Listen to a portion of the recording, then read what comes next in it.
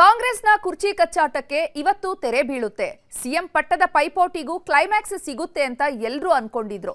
ಆದ್ರೆ ಆಗಿದ್ದೇ ಬೇರೆ. ದೆಹಲಿಯಲ್ಲಿ ಮೀಟಿಂಗ್ ಮೇಲೆ ಮೀಟಿಂಗ್ ಮಾಡಿದ್ರು ಮತ್ತದೇ ರಹಸ್ಯ ಕಾಯ್ದುಕೊಂಡಿದ್ದಾರೆ.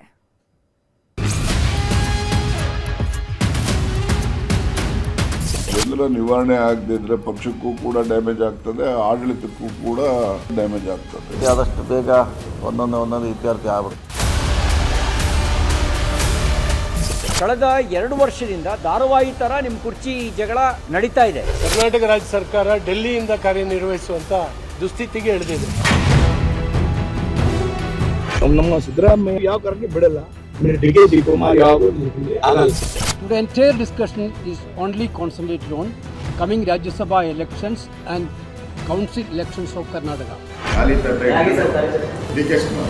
ಕರ್ನಾಟಕದ ಕುರ್ಚಿ ಕಚ್ಚಾಟದ ಬಗ್ಗೆ ನವದೆಹಲಿಯ ಇಂದಿರಾ ಭವನದಲ್ಲಿ ನಡೆದ ಸುದೀರ್ಘ ಮಹತ್ವದ ಸಭೆಗಳೆಲ್ಲವೂ ಇದೀಗ ಠುಸ್ಸನ್ನಿಸಿವೆ.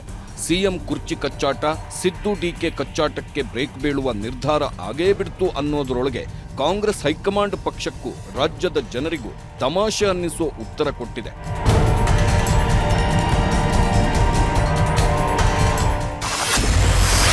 ರಾಜ್ಯಸಭೆ ಎಂಎಲ್ಸಿ ಗೆಲ್ಲೋದೇ ಆದ್ಯತೆ. ಕುರ್ಚಿ ಕಚ್ಚಾಟದ ಚರ್ಚೆ ಇಲ್ಲ ಹೈಕಮಾಂಡ್. ದೆಹಲಿಯ ಇಂದಿರಾ ಭವನದ ಸುದೀರ್ಘ ಸಭೆಗಳ ಬಗ್ಗೆ ರಾಜ್ಯ ಕಾಂಗ್ರೆಸ್ ಉಸ್ತುವಾರಿ ರಣದೀಪ್ ಸಿಂಗ್ ಸುರ್ಜೇವಾಲಾ, ಕೆಸಿ ವೇಣುಗೋಪಾಲ್, ಸಿದ್ದರಾಮಯ್ಯ, ಡಿಕೆ ಶಿವಕುಮಾರ್ ವಿವರ ನೀಡಿದ್ರು. ಪ್ರೆಸ್ ಮೀಟ್ಗೆ ಬರುತ್ತಲೇ ನಾವು ಯಾರಿಂದಲೂ ಪ್ರಶ್ನೆ ತೆಗೆದುಕೊಳ್ಳೋದಿಲ್ಲ, ನಮ್ಮ ನಿರ್ಧಾರಗಳನ್ನಷ್ಟೇ ಹೇಳ್ತೇವೆ ಎಂದು ಶುರು ಮಾಡಿದ್ರು.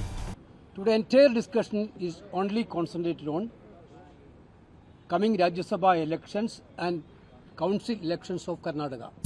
ಇನ್ನು ಕರ್ನಾಟಕ ನಾಯಕರ ಕುರ್ಚಿ ಕಚ್ಚಾಟದ ವಿಚಾರವಾಗಿ ಯಾವುದೇ ಚರ್ಚೆ ಆಗಿಲ್ಲ, ಅದೆಲ್ಲವೂ ಊಹಾಪೋಹ ಅಂದ್ರು Venugopal.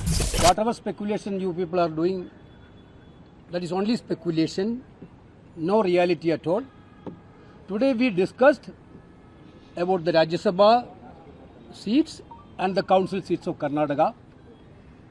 The candidates of Rajya Sabha and council seats of Karnataka will be announced along with the other seats like Chhattisgarh, like Madhya Pradesh and Rajasthan and Jharkhand, like the states. That's all. This is what we have decided today, nothing else discussed today. ರಾಜ್ಯ ಸರ್ಕಾರದಲ್ಲಿ ಯಥಾಸ್ಥಿತಿ, CM Siddaramaiah safe. High command ಹೇಳಿದ ರಾಜ್ಯಸಭೆ ಚುನಾವಣೆ ಇರೋದು June 18ಕ್ಕೆ. June 18ರವರೆಗೂ CM Siddaramaiah safe ಅಂತಾನೆ ಹೇಳಲಾಗ್ತಿದೆ. ಬದಲಾವಣೆಯಿಂದ ಹಿಂದೆ ಸರಿದ ಹೈಕಮಾಂಡ್ ಜೂನ್ 18ರ ನಂತರವಷ್ಟೇ ತೀರ್ಮಾನ ಕೈಗೊಳ್ಳುವ ಸಾಧ್ಯತೆಗಳಿವೆ.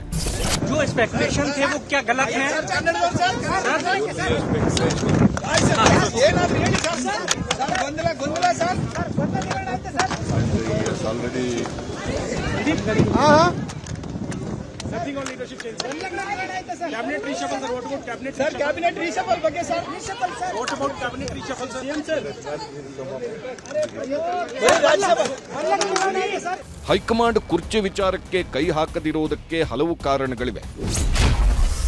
ರಾಜ್ಯಸಭೆ ಚುನಾವಣೆಗೆ ಶಾಸಕರ ಮತಗಳೇ ಮುಖ್ಯವಾಗುತ್ತವೆ. ಚುನಾವಣೆ ಸಂದರ್ಭದಲ್ಲಿ ಶಾಸಕರ ವಿರೋಧ ಕಟ್ಟಿಕೊಳ್ಳುವುದು ಕಷ್ಟ ಎಂಬುದರ ಮನವರಿಕೆಯಾಗಿದೆ. ಚುನಾವಣೆ ಸಂದರ್ಭದಲ್ಲಿ ಸಾಹಸ ಮಾಡುವುದು ಬೇಡ ಎಂಬ ಕಾರಣಕ್ಕಾಗಿ ಯಾವುದೇ ನಿರ್ಧಾರಗಳಾಗಿಲ್ಲ. ಶಾಸಕರ ವಿಶ್ವಾಸ ಕಳೆದುಕೊಂಡರೆ ಗೆಲುವು ಕಷ್ಟ ಎಂಬ ಕಾರಣಕ್ಕಾಗಿ ಯಾವುದನ್ನೂ ಹೈಕಮಾಂಡ್ ಸ್ಪಷ್ಟಪಡಿಸಿಲ್ಲ.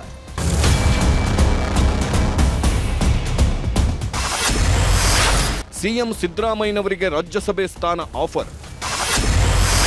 ಸಿಎಂ ಹುದ್ದೆಗೆ ಪಟ್ಟು ರಾಜ್ಯಸಭೆ ಆಫರ್ಗೆ ನಕಾರ.